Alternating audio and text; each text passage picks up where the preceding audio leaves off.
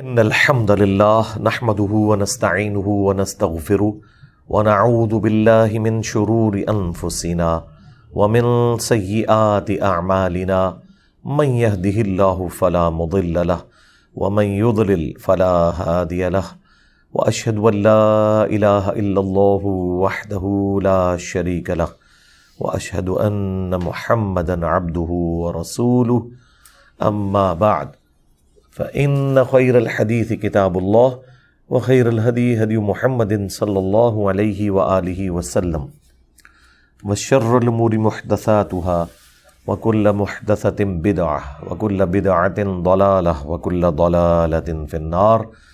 أعوذ بالله السميع العليم من الشيطان الرجيم من همزه ونفخه ونفثه. بسم الله الرحمن الرحيم. رب اشرح لي صدري ويسر لي امري واحلل عقدة من لساني يفقهوا قولي. بسم الله الرحمن الرحيم. ان الله وملائكته يصلون على النبي يا ايها الذين آمنوا صلوا عليه وسلموا تسليما. اللهم صل على محمد وعلى آل محمد كما صليت على إبراهيم وعلى آل إبراهيم إنك حميد مجيد.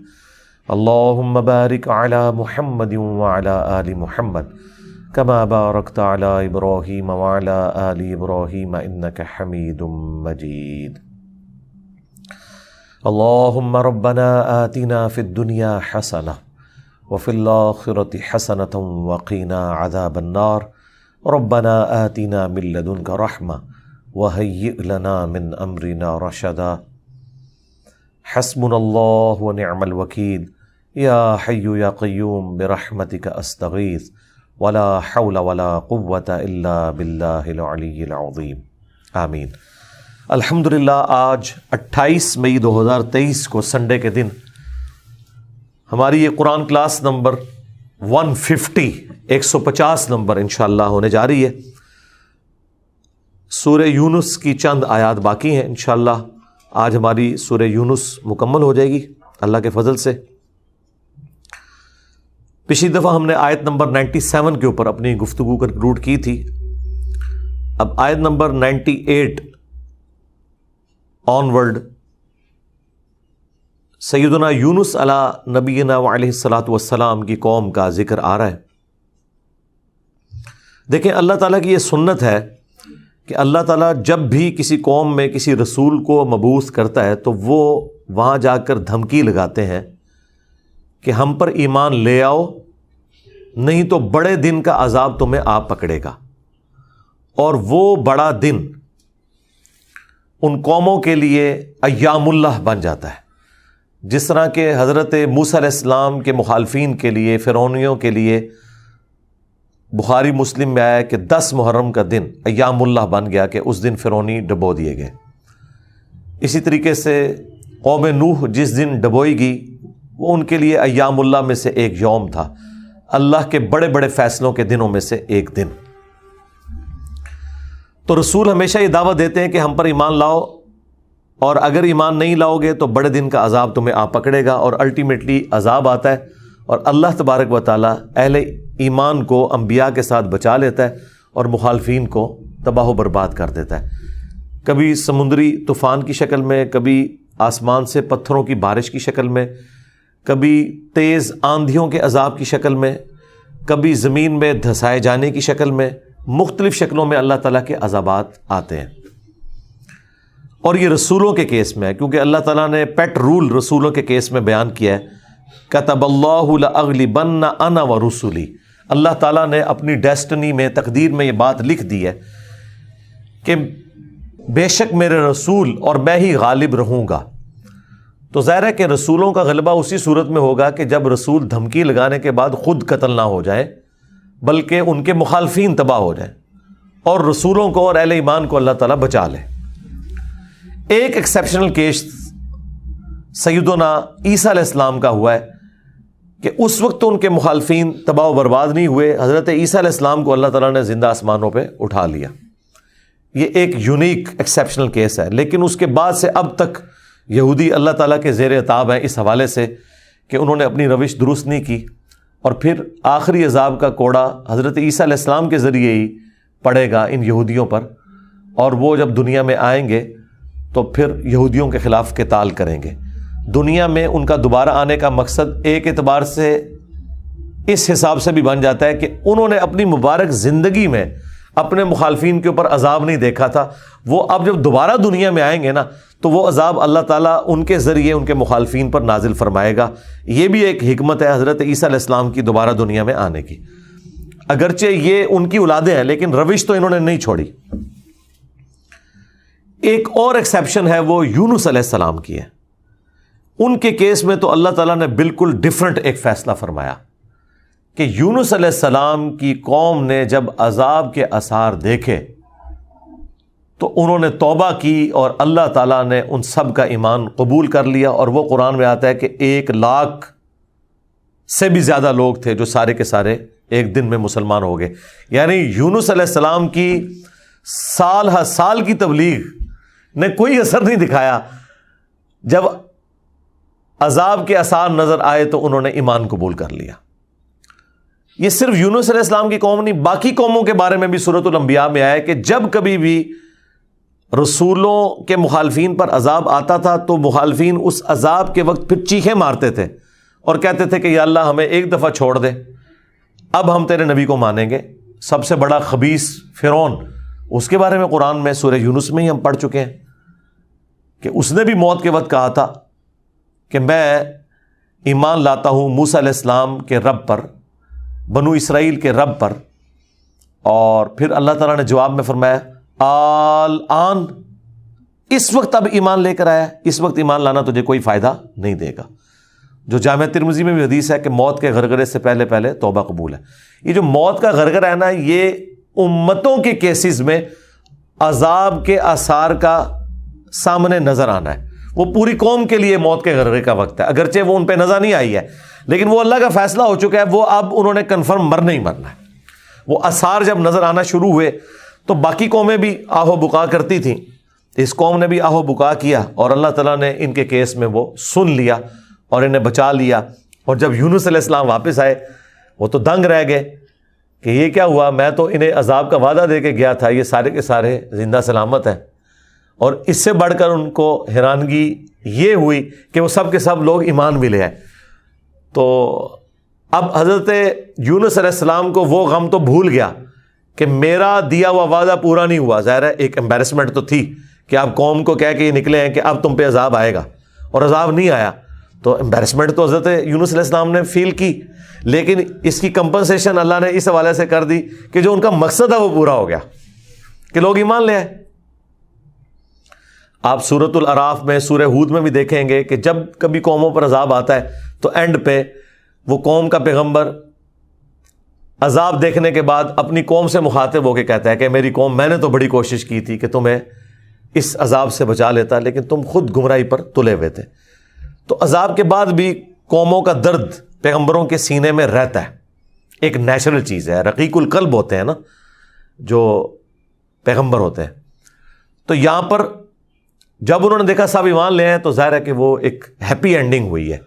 کیا ڈراپ سین ہوا ہے۔ میں کبھی بعض اوقات یہ جب حضرت یونس علیہ السلام کی قوم کا واقعہ قرآن میں پڑھتا ہوں نا تو میں بڑی خواہش کرتا ہوں کہ میں جنت میں جا کے یہ منظر دیکھوں کہ وقت کا پیغمبر عذاب کی وعید سنا کے گیا ہے اور لوگ چیخو پکار کر رہے ہیں، اور ایسا یونیک کیس ہو گیا ہے، سمجھ لیں مردے ہی زندہ ہو گئے کہ اللہ تعالیٰ ان کی چیخو پکار سن کے ان کی توبہ بھی قبول کر لیتا ہے، اور پھر یونس علیہ السلام جب واپس آتے ہیں ان کی حیرانگی کیا ہوگی، ٹھیک ہے، کیا ڈراپ سین ہوگا۔ میں کہتا ہوں جی اس طرح کی کوئی ٹریجک فلم نہیں ہو سکتی جو یونس علیہ السلام اور ان کی قوم کی ہے۔ اور وہ کیوں ہوا؟ صرف یونس علیہ السلام سے ایک اجتہادی خطا ہوئی، ہم اسے گناہ نہیں کہتے، وہ خطا ہے، انبیاء خطا کرتے ہیں، لیکن چونکہ وہ اپنی خطا پر قائم نہیں رہتے اور وہ گناہ کے زمرے میں بھی نہیں ہے، غلطی ہے بحیثیت انسان۔ انسان غلطیوں سے پاک اگر ہم پیغمبروں کو کہتے ہیں تو یہ پاک وہ والا نہیں ہے جس طرح اللہ پاک ہے۔ آپ سبحان کا لفظ صرف اللہ کے ساتھ بولتے ہیں، کوئی پیغمبر بھی سبحان نہیں ہے، پرفیکٹ صرف اللہ ہے۔ دیکھیں انسان تو ہے ہی امپرفیکٹ، جب ہم نیند کے محتاج، کھانے پینے کے محتاج، اس کے بعد ٹوائلٹ کے محتاج، اور سب سے بڑھ کر اپنی زندگی کے لیے اپنے رب کے محتاج، تو انسان تو پرفیکٹ ہے ہی نہیں ہے. پرفیکٹ صرف اللہ ہے جو کسی کا محتاج نہیں ہے.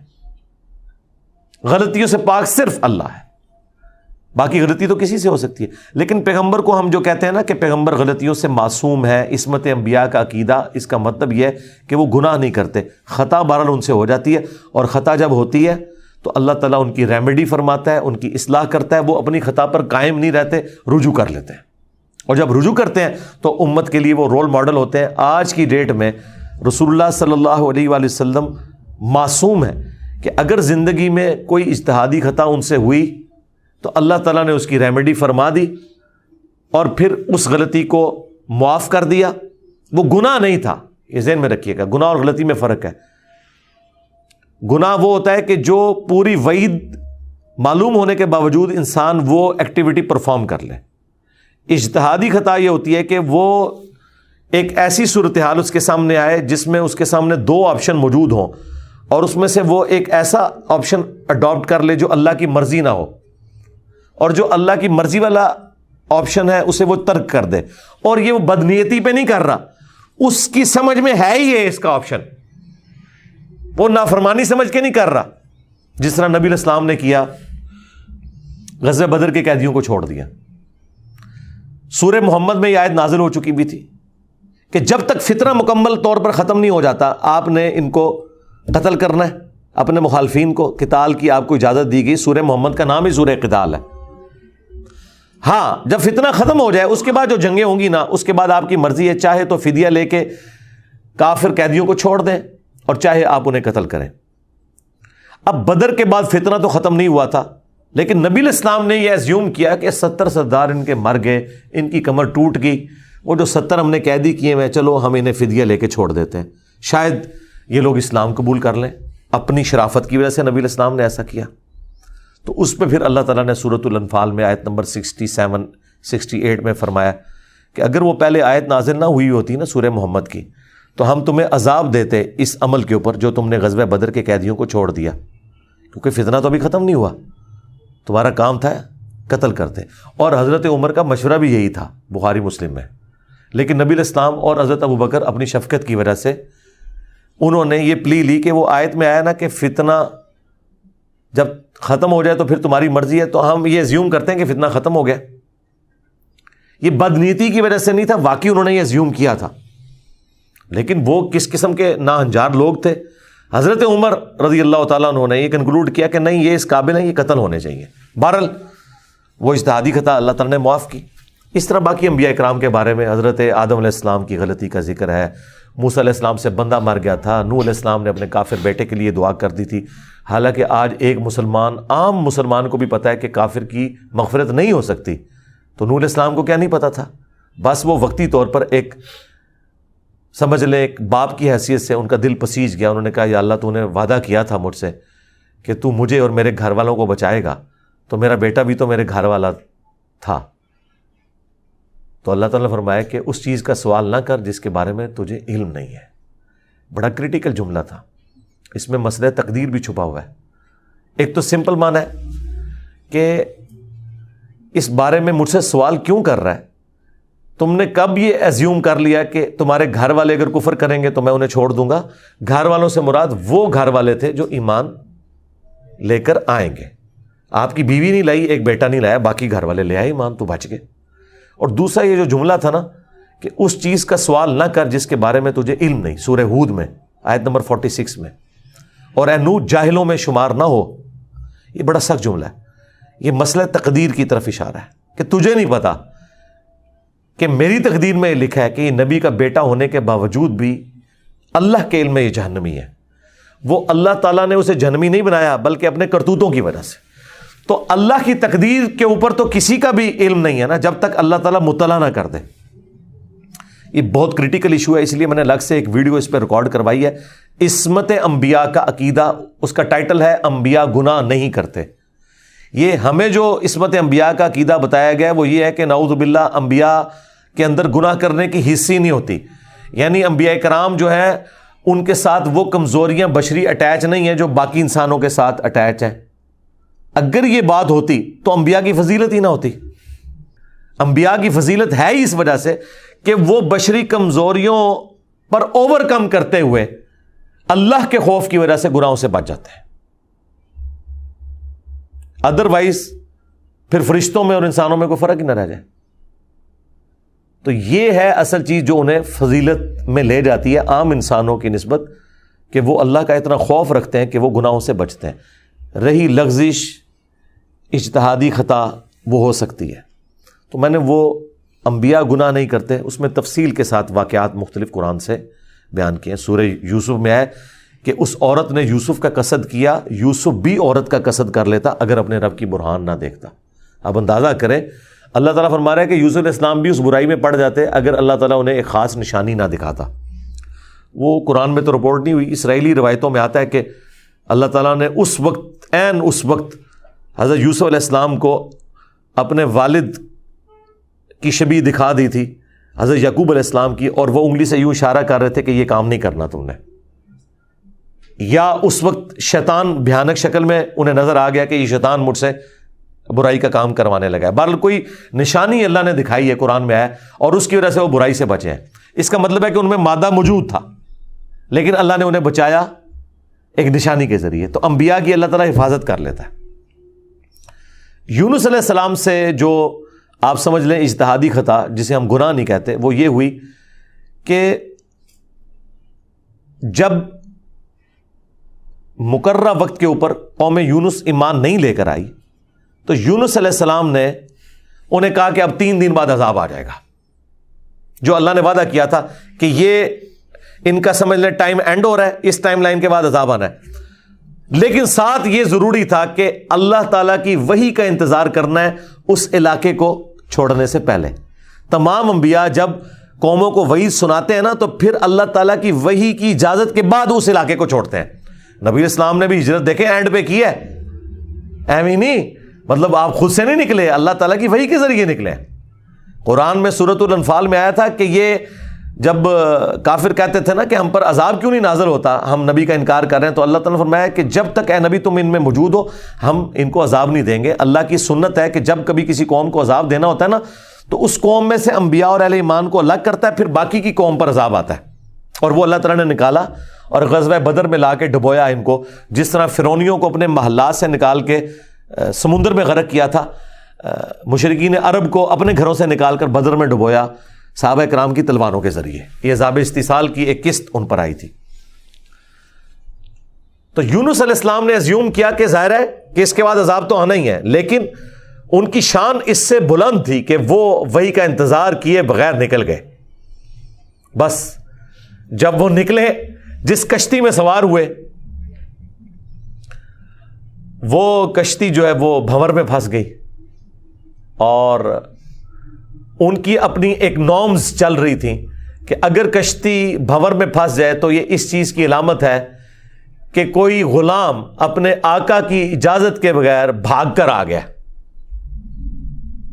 پھر وہ قرعہ اندازی کرتے تھے، اور جس کے نام قرعہ نکلتا تھا اس کو فدیے کے طور پر وہ سمندر میں ڈال دیتے تھے. پہلی دفعہ قرآن اندازی کی گئی، بیلٹنگ، تو حضرت یونس علیہ السلام کا نام نکلا. ان کا نہیں یونس علیہ السلام تو اس طرح ہو ہی نہیں سکتا. دوسری بار، تیسری بار، تینوں بار یونس علیہ السلام کا نام نکلا قرآن اندازی میں. تو یونس علیہ السلام نے، اچھا قرآن میں اشارتاً اس کا ذکر ہے، اسرائیلی روایتوں میں تفصیل کے ساتھ ہے، لیکن یہ بالکل قرآن میں فٹ ان بیٹھتی ہیں. یعنی آپ کو یہ تو بتایا گیا کہ یونس السلام مچھلی کے پیٹ میں رہے، تو وہ مچھلی کے پیٹ میں پہنچے کیسے تھے؟ مطلب مچھلی کے پیٹ تک پہنچنے کے لیے تو آپ کو ابدوز چاہیے، نیچے ہے مچھلی، اتنی بڑی ویل مچھلی ہے، کوئی چھوٹی مچھلی کے پیٹ میں تو رہ نہیں سکتا بندہ. تو وہ حضرت یونس علیہ السلام کو انہوں نے سمندر میں پھینک دیا. یونس علیہ السلام نے خود ہی کہا، ان کو کلک کر گیا کہ یہ معاملہ میرے اینڈ پہ ہے. انہوں نے کہا بھائی مجھے پھینکو، تم، مجھے سمجھ آ گئی ہے. ظاہر فوراً کلک کر گیا کہ معاملہ خراب میرے سے ہی ہو گیا. وہ ان کو سمندر میں پھینک دیا تو اللہ کے حکم سے ایک مچھلی نے انہیں نگل لیا. یہ قرآن میں ہے. قرآن میں آگے تفصیل نہیں ہے کہ کتنے دن تک، لیکن تورات میں ملتا ہے کہ 3 دن اور 3 رات تک وہ مچھلی کے پیٹ میں رہے. یہ ویسے پبلک مشہور ہے 40 دن، نہیں 3 دن ہے. بس وہی 3 دن، وہ جو 3 دن عذاب آنے تھے نا، وہ 3 دن انہوں نے مچھلی کے پیٹ میں گزارے، اور وہ 3 دن ان کی قوم نے زندگی موت کی کشمکش میں گزارے ہیں کہ ابھی عذاب آیا کہ آیا. ٹھیک ہے، توبہ ہے نہیں ہوئی کہ آئی ایم سوری تے توبہ قبول ہو گئی ہے نا. 3 دن انہوں نے پی کٹی ہے بھائی جی. یہاں تو لوگ 1 دن جیل نہیں کاٹ سکتے، 3 دن تک انہوں نے وہ تکلیف کاٹی ہے، پھر اللہ تعالیٰ نے ان کی توبہ قبول کی ہے. اور یہاں پہ حضرت یونس علیہ السلام 3 دن تک مچھلی کے پیٹ میں اندھیرے میں، اور دیکھیں اللہ نے ان کو ایسے کلمات سکھا دیے، مختصر تھے، پرفیکٹ تھے، بہترین توبہ. لا الہ الا انت سبحانک. سورۃ الانبیاء میں یہ دعا آئی ہے، اے اللہ تیرے سوا کوئی معبود نہیں، اور تو پاک ہے نا، پاک تو غلطی نہیں کر سکتا. انی کنت من الظالمین، بے شک میں ہی ظالموں میں ہوں، میں انسان ہوں، انسان سے غلطی تو ہوگی. تو یہ دعا اتنی اللہ کو پسند آئی کہ سورہ الصافات میں ہے کہ یونس اگر مچھلی کے پیٹ میں ہمیں ان الفاظ کے ساتھ یاد نہ کرتے تو پھر مچھلی کے پیٹ سے اسی دن نکالے جاتے جس دن مردے اپنی قبروں سے نکالے جائیں گے. قیامت کے دن تک مچھلی کے پیٹ میں رہتے، یعنی مچھلی کا پیٹ ان کی قبر بن جاتی. اتنا غصہ ایک جملے نے ٹھنڈا کر دیا. اور ساتھ اللہ نے فرمایا کذالک ننجی المؤمنین، ہم اہل ایمان کو اسی طریقے سے نجات دیں گے. یعنی جو بھی یونس والے طریقے سے ہماری طرف متوجہ ہوا اسے بھی ہم نجات دیں گے. یہ دعا ہمیں اتنی پسند ہے کہ جو ان الفاظ کے ساتھ ہم سے معافی مانگے گا ہم اسے بھی نجات دیں گے. جامعہ ترمذی میں حدیث ہے، جو یونس علیہ السلام کی دعا کے ذریعے اللہ کی طرف متوجہ ہوا اللہ تعالیٰ کبھی اسے محروم نہیں لوٹائے گا. لا الہ الا انت سبحانک انی کنت من الظالمین. اور جمع کے صیغے سے پڑھیں گے تو لا الہ الا انت سبحانک انا کننا من الظالمین. وہاں تھا انی کنت من الظالمین، یہ ہے انا کننا من الظالمین. دونوں طریقے سے آپ دعا مانگ سکتے ہیں. بہترین دعا ہے یہ، اس میں اعظم ہے دعاؤں کی قبولیت کے لیے. قرآن میں بھی آیا کذالک ننجی المؤمنین، اور جامعہ ترمذی میں بھی آیا کہ جو اس دعا کے ذریعے اللہ کی طرف متوجہ ہوگا اللہ تعالیٰ اسے محروم نہیں لوٹائے گا. لہذا جو جامعہ ترمذی میں حدیث ہے نا کہ اللہ کی حمد اور دروشی پڑھ کے دعا کرو تو قبول ہوتی ہے، تو وہ اللہ کی حمد میں نا آپ اس کو شامل کریں. لا الہ الا انت سبحانک انی کنت من الظالمین، یہ اللہ کی بیسٹ حمد بھی ہے اور بیسٹ استغفار بھی ہے، اور ایسا استغفار ہے کہ اللہ کی رحمت کو ٹریگر کرنے والا ہے. دیکھیں آپ نے اللہ تعالیٰ کی کس چیز کو ہائی لائٹ کی ہے کہ یا اللہ تو پاک ہے، تو غلطی کر نہیں سکتا. اس کی عظمت مان لی، اور پھر ساتھ ہی کہا کہ مجھے تو نے بنایا ہی ایسا ہے کہ میں غلطی کروں گا، تو دیکھ میں کمزور ہوں، میں مان رہا ہوں میں غلطی کروں گا، تو کر بیٹھا ہوں تو معاف کر دینا. اس سے بیسٹ انداز نہیں ہو سکتا اپنی غلطیوں پر معافی مانگنے کا. تو یہ حرز جاں بنائیں، لا الہ الا انت سبحانک انی کنت من الظالمین. یقین کریں یہ دعا آپ کے سامنے یونس علیہ السلام ہو، مچھلی کا پیٹ، گپ اندھیرا، 3 دن 3 رات، دنیا میں کوئی آ کے آپ کو ریسکیو نہیں کر سکتا، اور موت سامنے نظر آ رہی ہے. حضرت یونس علیہ السلام اسی طریقے سے بچے ہیں جیسے مردہ کو زندہ ہو جائے.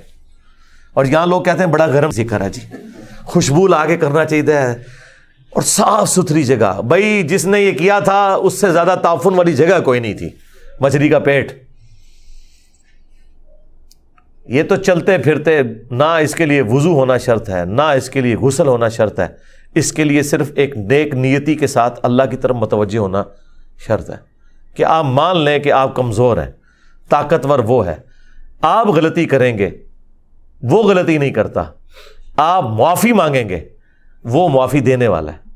اللہ بھی التواب ہے اور بندے بھی توبہ کرنے والے ہیں. اللہ کی توبہ یہ ہے کہ جب آپ اللہ کی طرف رجوع کرتے ہیں، توبہ کا مطلب ہوتا ہے رجوع لانا، تو اللہ آپ کی طرف رجوع لے آتا ہے. جو بخاری مسلم میں حدیث ہے کہ جو شخص توبہ کر کے اللہ کی طرف رجوع لاتا ہے تو اللہ کو اس شخص سے زیادہ خوشی ہوتی ہے کہ جو اکیلا ریگستان میں ہو، اچانک اس کی سواری غائب ہو جائے اور وہ اپنی موت کا انتظار کرنا شروع کر دے، اور پھر تھوڑی دیر بعد وہ سواری واپس آ جائے جس پہ اس کا سامان لدا ہوا ہے، اسے نئی زندگی ملے اور وہ اتنا خوش ہو کہ اس کی زبان سے نکل جائے اے اللہ تو میرا بندہ میں تیرا رب، من شدت الفرح، خوشی کی شدت کی وجہ سے، حالانکہ اس نے یہ کہنا تھا کہ اے اللہ میں تیرا بندہ تو میرا رب۔ اس سے زیادہ اللہ تعالیٰ کو خوشی ہوتی ہے جو بندہ رجوع لے آتا ہے۔ تو یونس علیہ السلام کی دعاؤں کو آپ اپنے استغفار میں، اپنی صبح و شام کے اذکار میں، ہر جگہ اپنے تشہد کے اندر اس دعا کو پڑھا کریں۔ یہ بڑے بڑے مشکلوں کو آسان کر دیتی ہے۔ یار آپ دیکھیں ایک بندے کو اپنی موت سامنے نظر آ رہی ہے اور اس موت میں سے اسے زندگی مل جائے، بس جب آپ نا امیدی کے اینڈ پر پہنچے ہوں اور آپ کو کوئی امید نظر نہ آئے تو آپ یہ پڑھیں لا الہ الا انت سبحانک انی کنت من الظالمین۔ انشاءاللہ تعالی اللہ تعالیٰ اس مشکل میں بھی کوئی نہ کوئی ایسی راہ نکال دے گا جو آپ نے گمان بھی نہیں کبھی کی ہوگی۔ بہرحال وہ 3 دن اور 3 رات کے بعد یونس علیہ السلام کو مچھلی نے ساحل پر ڈال دیا۔ اب ان کا جسم کافی ڈیمیج ہو چکا ہوا تھا۔ قرآن میں آیا کہ ان کے لیے اللہ تعالیٰ نے کدو کی بیل اگا دی جو ان کے اوپر سایہ کی ہوئی تھی، کیونکہ بالکل لاغر ہوئے تھے وہ، اور پھر دھوپ سے بچاؤ کے لیے وہ بیل بھی ان کو چاہیے تھی۔ پھر سسٹین ہوئے، جب واپس اپنی قوم میں آئے تو دیکھا کہ جناب سارے رفع دین نمازاں پڑھ رہے ہیں۔ انہوں نے کہا پوری زندگی بخاری مسلم دی حدیثاں دکھائیاں، انہیں رفع دین نہیں شروع کیتا، اچانک کیا ہو گیا ہے؟ یعنی وہ سارے کے سارے مان لیں۔ یہ میں آج کے دور میں ٹرانسلیٹ کر رہا ہوں۔ پھر کہنے کے کتنے لکھے ہیں سرکار؟ دیکھیں اللہ تعالیٰ ہر دور میں اپنے بندے بھیجتا ہے جو اس دور کی لینگویج میں ان کو وہ بات سمجھاتے ہیں۔ تو انہوں نے دیکھا بھی انقلاب یہ کہاں سے آ گیا، سارے اونچی آمین کہہ رہے ہیں، سارے رفع الدین سے نماز پڑھ رہے ہیں، سارے نے جڑے اپنی شلواریں جھونگ لیاں نے، کیا ہو گیا ہے؟ تو پتہ چلا کہ جناب اللہ تعالیٰ نے معاف کر دیا ان کو۔ اور یہ ایک ایسا ایکسیپشنل واقعہ ہے جو اللہ تعالیٰ کی پوری بنائے ہوئے پلان کے اندر، پوری ڈیسٹنی میں، پوری انسانی تاریخ میں اور کسی کے لیے نہیں ہوا۔ اس خاص واقعے کی وجہ سے ہی اس سورت کا نام سورہ یونس ہے۔ اگرچہ یونس علیہ السلام کا ذکر آپ نے دیکھ لیا، بس یہ اتنا صحیح آ رہا ہے، یہ باقی پورے واقعات قرآن میں سکیٹرڈ فارم میں ہے۔ سورہ ہود سے میں نے بیان کیا، سورۃ الاعراف، باقی صورتوں سے جوڑ کے آپ کو ایک جگہ پوری پکچر بتائی ہے۔ حالانکہ عام بندے سے پوچھے نا کہ سورہ یونس میں کیا ہوگا تو وہ یہ بتائیں گے آپ کو کہ سورہ یونس میں یہ لکھا ہوا ہوگا کہ حضرت یونس علیہ السلام کتنے خوبصورت تھے، ان کی زلفوں کا رنگ کیا تھا، ان کے ماں باپ کہاں رہتے تھے، وہ کہاں پیدا ہوئے، کہاں فوت ہوئے۔ عام آدمی تو یہ سمجھ رہا ہوگا، حالانکہ سورہ یونس کا جو مرکزی ٹاپک ہے نا وہ توحید ہے، ٹوٹل توحید۔ اور اس میں حضرت یونس علیہ السلام بھی فٹ ان بیٹھ رہے ہیں۔ کیوں؟ توحید کا مطلب یہ ہے کہ ہوگا وہ جو اللہ چاہے گا، اور اللہ چاہے تو اپنا بنایا ہوا قانون بھی توڑ سکتا ہے۔ اللہ اپنے قانون کا بھی کوئی پابند نہیں ہے، لیکن یہ دنیا کے اعتبار سے، آخرت کے لیے نہیں۔ آخرت کے لیے اللہ نے قرآن میں یہ بتایا کہ میں اپنے وعدے کے خلاف نہیں چلوں گا۔ آخرت اللہ کا قانون نہیں ہے، وعدہ ہے، اور اگر اللہ وعدہ توڑتا ہے نا تو وہ اللہ نہیں رہتا، کیونکہ جو وعدہ پورا نہ کرے وہ جھوٹا ہوتا ہے، اور جھوٹ اللہ کی طرف منسوب نہیں۔ لیکن دنیا میں اللہ تعالیٰ اپنے بنائے ہوئے قوانین توڑ دیتا ہے، وہ اللہ کے کوئی وعدے نہیں ہے۔ اللہ کا قانون ہے کہ آگ جلائے گی، ابراہیم کو نہیں جلایا، تو اللہ تعالیٰ کو اس سے کوئی فرق نہیں پڑتا، یہ اللہ کا کوئی وعدہ نہیں تھا۔ چھری کاٹتی ہے، اسماعیل علیہ السلام کو نہیں کاٹا، یہ اللہ کا قانون ٹوٹا۔ سمندر میں انسان غرق ہو جاتا ہے، موسیٰ علیہ السلام کے لیے راستہ بن گیا، یہ اللہ کا قانون ٹوٹا معجزے کے طور پر۔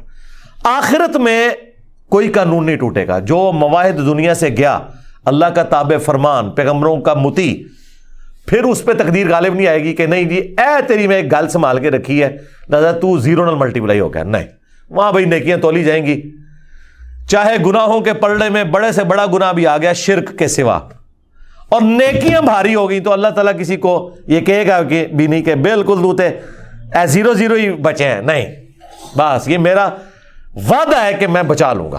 بلکہ اللہ کی تو رحمت اس سے بھی زیادہ ہے، وہ تو اپنے پیغمبر کی شفاعت سے جن کے نیکیوں کے پلڑے ہلکے بھی ہو جائیں گے ان کی بھی کمپنسیشن فرما دے گا اگر وہ شرک نہ کرتے ہوئے، انشاءاللہ تعالی۔ ہمیں تو اللہ تعالیٰ بغیر حساب و کتاب کی جنت میں داخلہ عطا فرمائے، آمین، مع النبیین والصدیقین والشہداء والصالحین، آمین۔ بہرحال یونس علیہ السلام جب واپس آئے، انہوں نے یہ ساری بہاریں دیکھی تو ظاہر ہے کہ خوشی خوشی انہوں نے اس کو ایکسیپٹ کیا، اور اللہ تعالیٰ نے پھر اس کو قیامت تک کے لیے قرآن میں نقل کر دیا۔ اب یہ وہ الفاظ، اب یہ پورے واقعات آپ کے سامنے ہو تو اب آپ اس کا ٹیسٹ فیل کریں۔ اعوذ باللہ من الشیطان الرجیم، بسم اللہ الرحمن الرحیم۔ فلولا كانت قرية آمنت فنفعها ایمانها، پس کیوں ایسا نہ ہوا کہ کوئی بستی ایمان لائی ہو تو اس کو ایمان لانا نفع دے دیتا، یہ کبھی ہوا ہی نہیں ایسا۔ الا قوم یونس، سوائے قوم یونس کے، کہ یونس علیہ السلام کی اجتہادی خطا جو ڈیبٹ تھی وہ کریڈٹ بن گئی ان کے امت کے حق میں، کہ چونکہ ان کے وقت کے پیغمبر نے اللہ کی وحی کے انتظار کے بغیر وہ جگہ چھوڑ دی تھی، اللہ نے اس کا بینیفٹ ان کی قوم کو دے دیا۔ لما آمنوا، جب وہ ایمان لے آئے، کشفنا عنہم عذاب الخزی فی الحیات الدنیا، تو ہم نے دور کر دیا ان سے، کھول دیا دنیا کی زندگی کی رسوائی کا عذاب۔ وَمَتَّعْنَاهُمْ إِلَىٰ حِينٍ، اور ہم نے انہیں دنیا میں لطف اندوز ہونے کے لیے ایک اور مدت فراہم کر دی۔ اللہم احسن عاقبتنا فی الامور کلیہا واجرنا من خزی الدنیا وعذاب الآخرہ، آمین۔ تو یہاں پر وہ عذاب ہم نے ان سے دور کر دیا، یعنی وہ عذاب آیا ہوا تھا، اس کے آثار نمایاں تھے، پھر اللہ تعالیٰ نے وہ کھول دیا، وہ جس شکل میں بھی تھا، کوئی بادل آئے ہوئے تھے پھر کھول دیے۔ وَلَوْ شَاءَ رَبُّكَ لَآمَنَ مَنْ فِي الْأَرْضِ كُلُّهُمْ جَمِيعًا، اور اگر تمہارا رب چاہتا تو جتنے لوگ زمین میں آباد ہیں سب کے سب ہی مومن ہو جاتے۔ اس کا کیا مطلب ہے کہ اگر اللہ تعالیٰ زبردستی ہدایت دینا چاہتا، اس کا یہ مطلب نہیں ہے کہ اللہ تعالیٰ یہ چاہتا ہے کہ لوگ جہنم میں جائیں، یہ رسول اللہ کو سنگولر کے سیغے سے تسلی دی جا رہی ہے کہ اگر اللہ تعالیٰ نے زبردستی ایمان دینا ہوتا نا تو دے دیتا سب کو، لیکن اللہ تعالیٰ یہ چاہتا ہے کہ لوگ خود سے اپنی چوائس سے مجھے چوز کریں۔ افانت تکرہ الناس حتی یکونوا مؤمنین، تو اے نبی کیا آپ لوگوں کو مجبور کرنا چاہتے ہیں یہاں تک کہ وہ ایمان لے آئیں؟ یعنی آپ نے زبردستی نہیں کرنا۔ حضور ٹینشن ہی بڑی لیتے تھے کہ میں دعوت دے رہا ہوں لوگ قبول نہیں کر رہے، تو حضور کو کہا کہ آپ نے ٹینشن نہیں لینی، جنہوں نے جہنم میں جانا ہے جائیں۔ سورۃ البقرہ میں آیا کہ ہم آپ سے نہیں پوچھیں گے لوگ جہنم میں کیوں پہنچ گئے۔ سورہ طٰہٰ میں آیا کہ ہم نے قرآن اس لیے نازل نہیں کیا کہ آپ مشقت میں پڑ جائیں۔ ما انزلنا علیک القرآن لتشقى الا تذکرۃ لمن یخشی، یہ اس کے لیے ہے جو اللہ کی دھمکی سے ڈر جائے۔ وما كان لنفس ان تؤمن الا باذن اللہ، اور کسی جان کے لیے یہ ممکن ہی نہیں ہے کہ وہ ایمان لے آئے مگر اللہ کے اذن سے۔ مراد یہ کہ صرف کوشش بھی کوئی چیز نہیں ہے، اللہ کی طرف متوجہ بھی ہوں، تقدیر پلس کوشش دونوں مل کے کمپلیشن کی طرف جاتے ہیں۔ ربنا لا تزغ قلوبنا بعد اذ ہدیتنا وہب لنا من لدنک رحمہ انک انت الوہاب، آمین۔ وَيَجْعَلُ الرِّجْسَ عَلَى الَّذِينَ لَا يَعْقِلُونَ، اور اللہ تعالیٰ کی سنت ہے کہ وہ گندگی ڈال دیتا ہے ان لوگوں پر جو بے سمجھ ہیں، یعنی جو اپنی عقل کو استعمال نہیں کرتے ان پر اللہ گندگی ڈال دیتا ہے، انہیں حق بات سجائی نہیں دیتی، اور دوسروں کو اللہ تعالیٰ ان کی کوشش کی سبب ایمان دے دیتا ہے۔ اس کو آپ دنیا میں مثال سے سمجھیں، ایک ہی بارش برستی ہے نا، زرخیز زمین پر برستی ہے تو وہاں سے کھیتی نکلتی ہے، اور گندگی کے ڈھیر پہ جب وہ بارش پڑتی ہے تو بدبو نکلتی ہے۔ اس میں بارش کا قصور نہیں ہے، اس گندگی کے ڈھیر کا ہے۔ ایک شخص نے اپنے آپ کو خود گندگی کا ڈھیر بنا لیا کہ اس نے حق بات قبول نہیں کرنی، تو اس کا اینڈ رزلٹ یہی نکلنا ہے کہ اس سے آپ پورا قرآن گزار دیں، اس سے کوئی فرق نہیں پڑے گا۔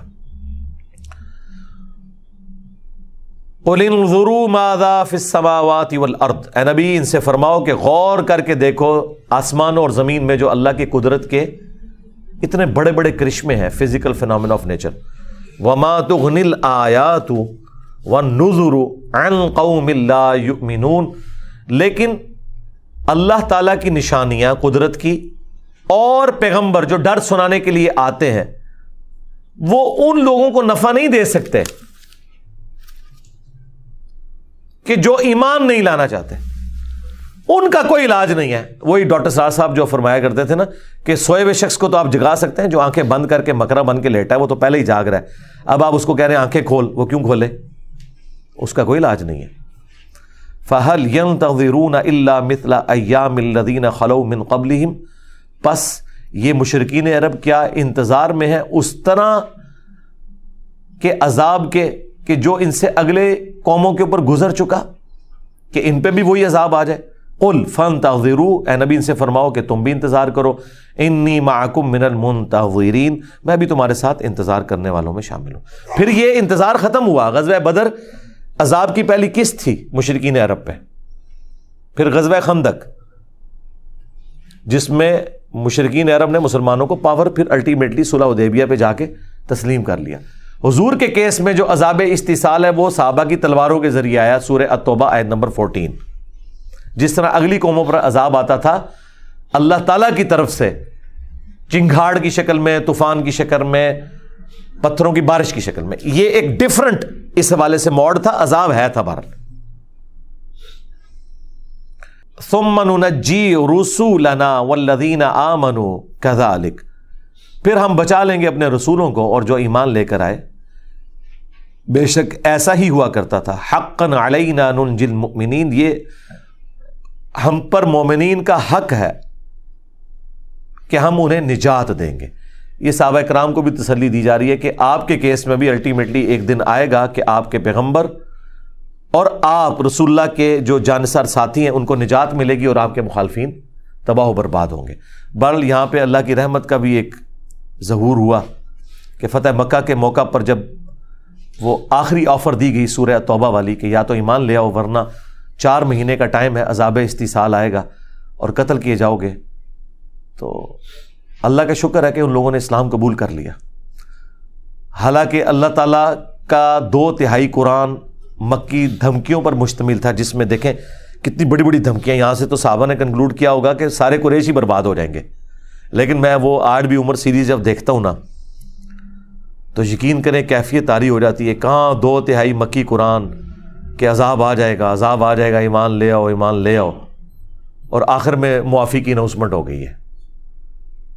یہ آفر دے دی کہ ٹھیک ہے معافی ہے, اگر عرب کی سرزمین چھوڑ جاؤ, یہاں رہنا تو ایمان قبول کرنا پڑے گا. سارے مسلمان ہو گئے. وہ لوگ جو جانی دشمن تھے ان کو ایمان کی دولت اللہ تعالیٰ نے دے دی. قل یا ایھا الناس, اے نبی فرما دیجئے اے لوگو, ان کنتم فی شک, اگر تمہیں شک ہے, من دینی, میرے دین کے بارے میں, فلا اعبد الذین تعبدون من دون اللہ, تو دیکھو میں تو ہرگز عبادت نہیں کروں گا اللہ کے سوا جو تم نے ہستیاں کھڑی کر رکھی ہیں.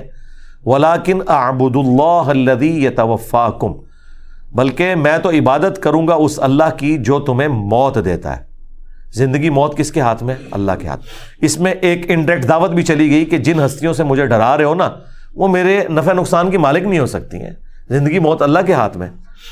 وَأُمِرْتُ أَنْ أَكُونَ مِنَ الْمُؤْمِنِينَ, اور مجھے تو یہی حکم ہوا ہے کہ سب سے پہلے میں اہل ایمان میں شامل ہوں, میں اللہ کے سامنے سر تسلیم خم کروں. وَأَنْ أَقِمْ وَجْهَكَ لِلدِّينِ حَنِيفًا, اور یہ کہ میں اپنا رخ سیدھا کر لوں دین حنیف کی طرف.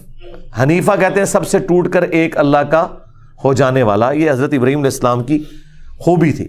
وَلَا تَكُونَنَّ مِنَ الْمُشْرِكِينَ, اور یہ کہ تم ہرگز شرک والوں میں شامل نہ ہونا. وَلَا تَدْعُ مِن دُونِ اللَّهِ, اور مت پکارو اللہ کے سوا ان ہستیوں کو, مَا لَا يَنْفَعُكَ وَلَا يَضُرُّكَ, جو اے نبی نہ تمہیں کوئی نفع دے سکتی ہیں نہ نقصان.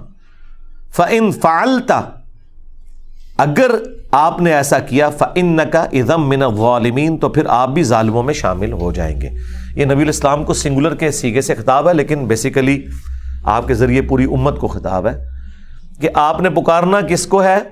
جو آپ کے نفع نقصان کا مالک ہے, اور اللہ کے سوا کوئی اور ہستی نفع نقصان کی مالک نہیں. پھر سورۃ الاعراف میں جس شان سے آیا کہ نبی تم تو خود اپنی جان کے نفع نقصان کے لیے مالک نہیں ہو.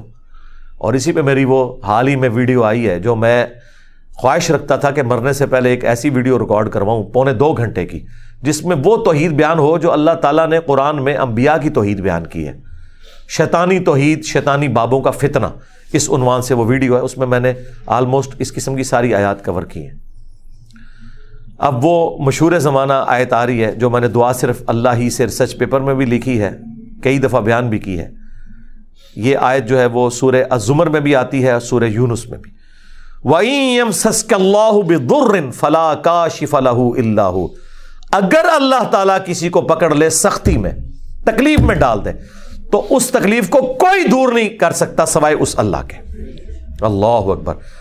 وَإِن يُرِدْكَ بِخَيْرٍ، اور اگر اللہ تعالیٰ تمہارے لیے خیر کا ارادہ کر لے، فَلَا رَادَّ لِفَضْلِهِ، تو پھر اللہ کے فضل کو کوئی رد نہیں کر سکتا.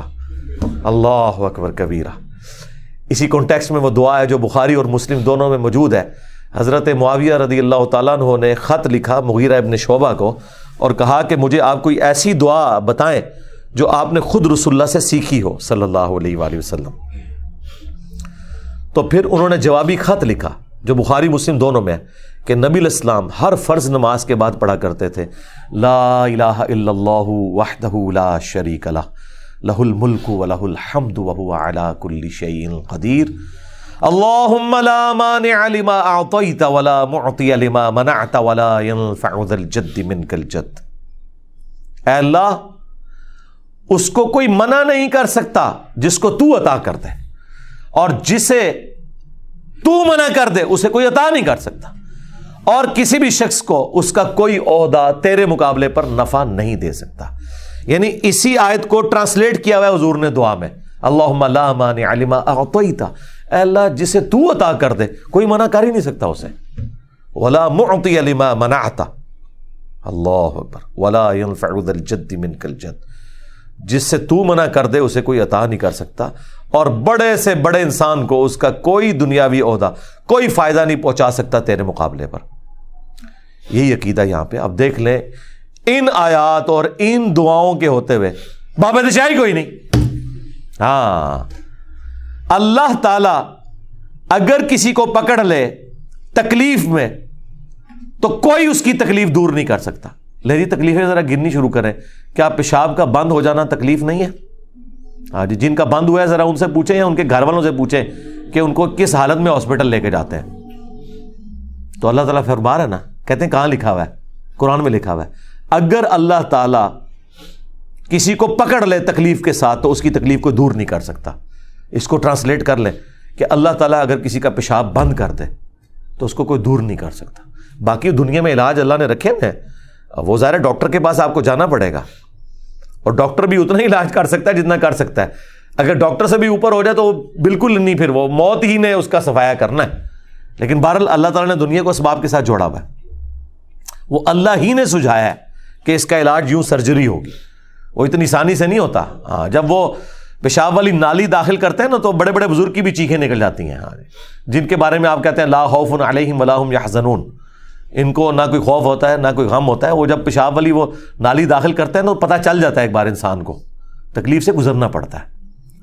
تو اللہ تعالیٰ اگر کسی کو تکلیف میں پکڑ لے اس کی کوئی تکلیف دور نہیں کر سکتا سوائے اس کے، اور اگر اللہ تعالیٰ خیر کا ارادہ کر لے تو اس سے کوئی خیر چھین نہیں سکتا سوائے اس کے. یصیب بہ من یشاء من عبادہ، اللہ تعالیٰ سرفراز فرماتا ہے اپنے فضل و کرم سے جس کو چاہتا ہے اپنے بندوں میں سے. وہو الغفور الرحیم، اور وہ بخشنے والا ہے، رحم فرمانے والا ہے. دیکھیں جی، اتنی سخت سخت باتیں کر کے بھی کنکلوژن کس پہ ہو رہی ہے کہ توبہ کر لو، معاف کر دیں گے.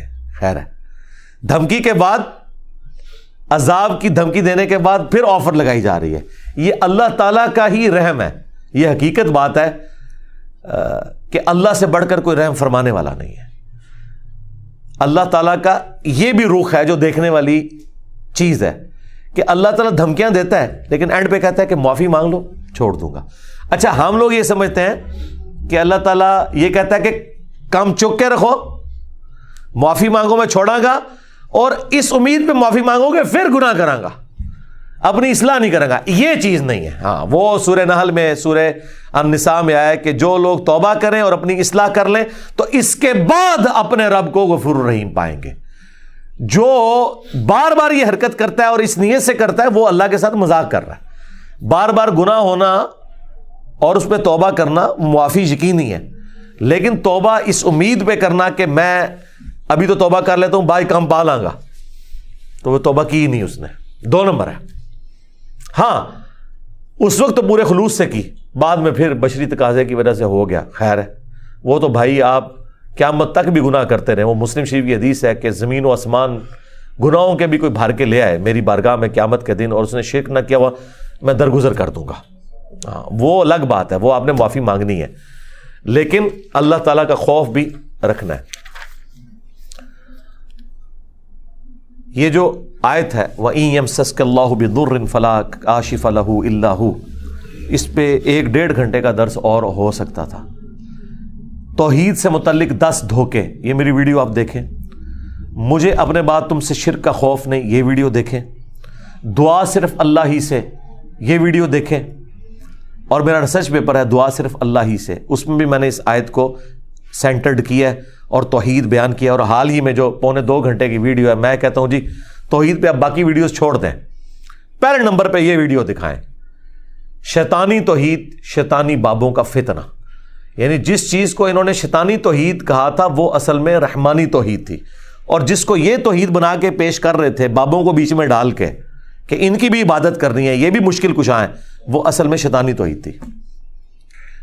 قل یا ایھا الناس، اے نبی فرما دیجئے اے لوگو، قد جاءکم الحق من ربکم، بے شک تمہارے پاس تمہارے رب کی طرف سے الحق آ گیا۔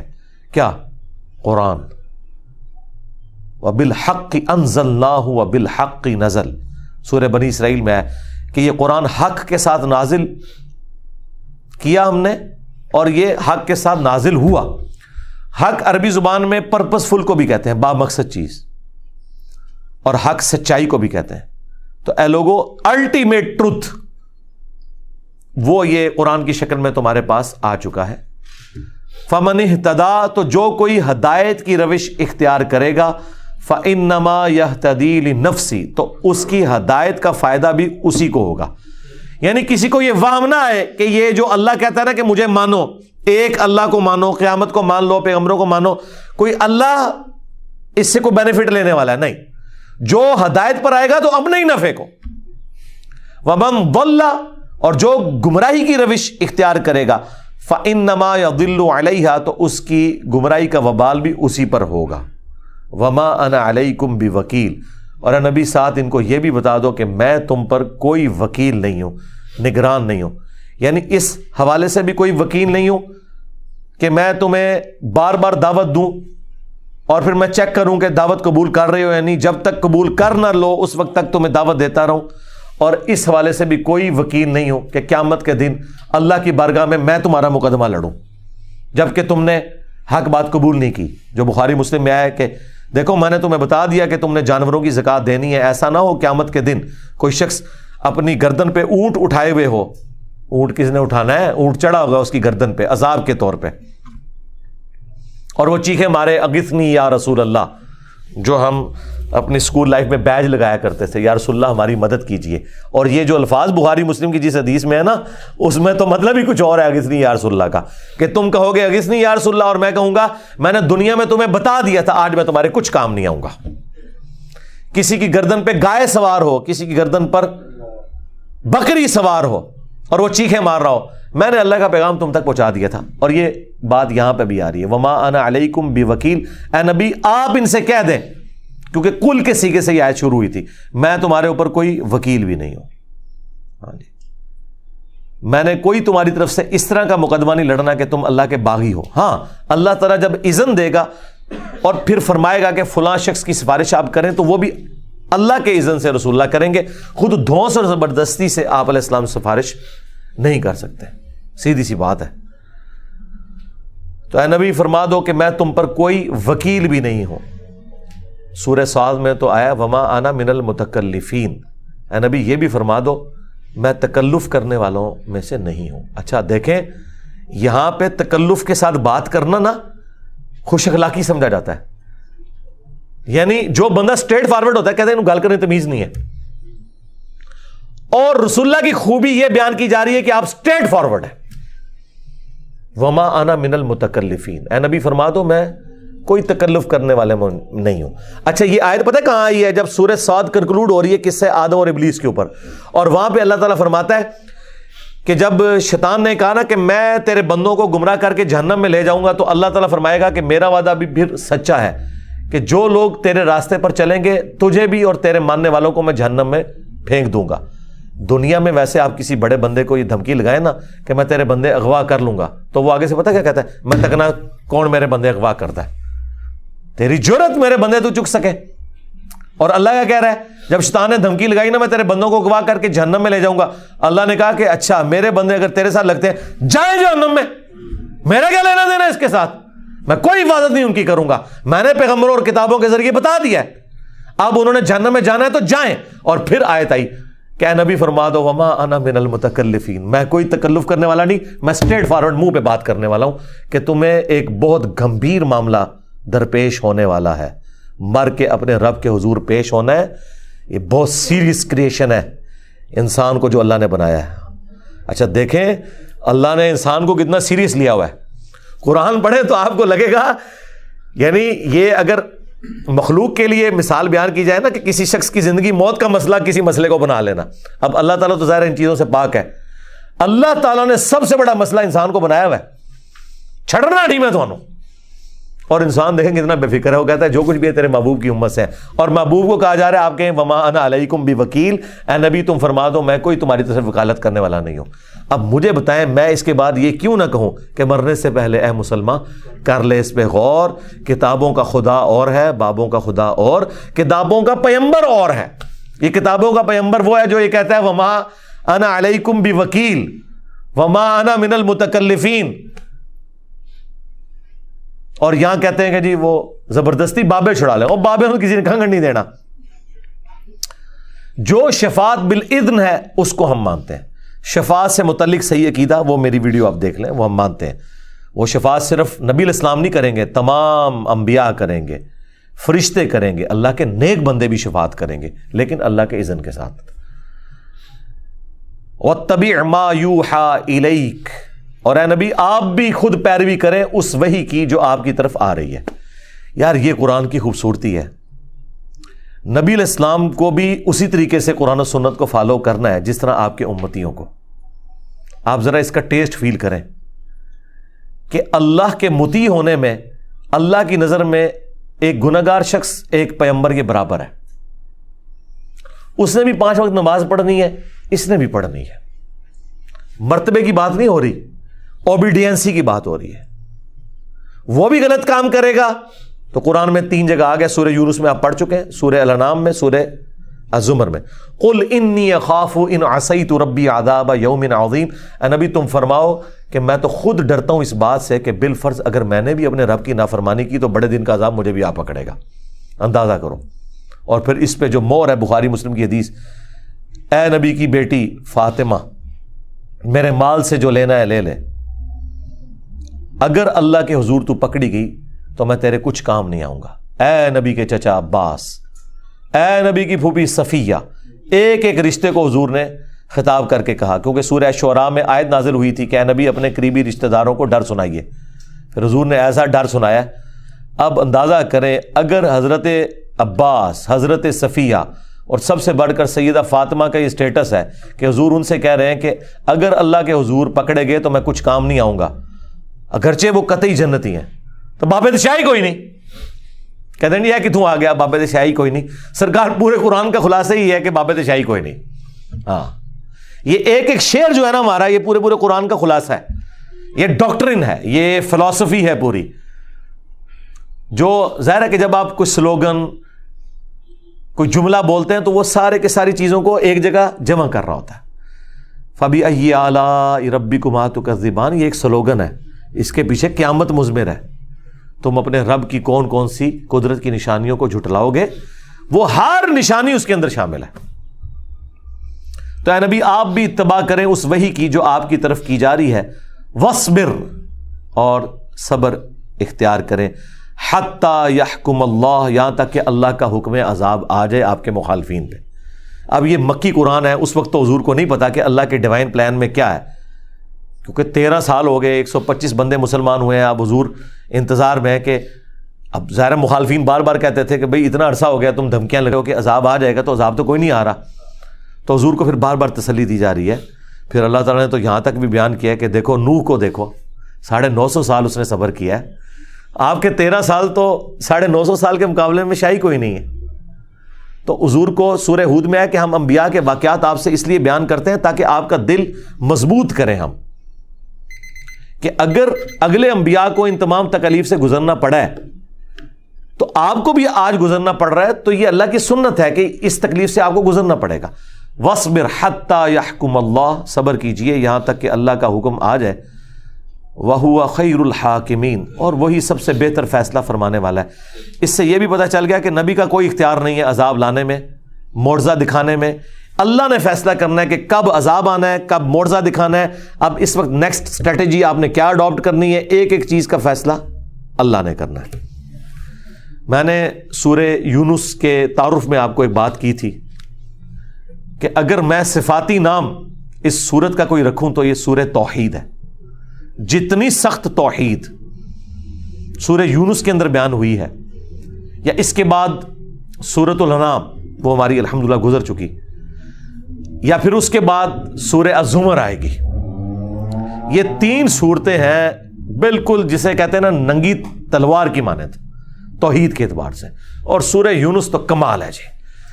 تو آپ کو اندازہ ہو گیا کہ سٹارٹ بھی توحید سے ہوا، پورا مضمون بھی توحید کا، اکا دکا واقعات آئے چھوٹے چھوٹے، اور پھر کنکلوژن بھی کس توحید کے اوپر ہوئی ہے.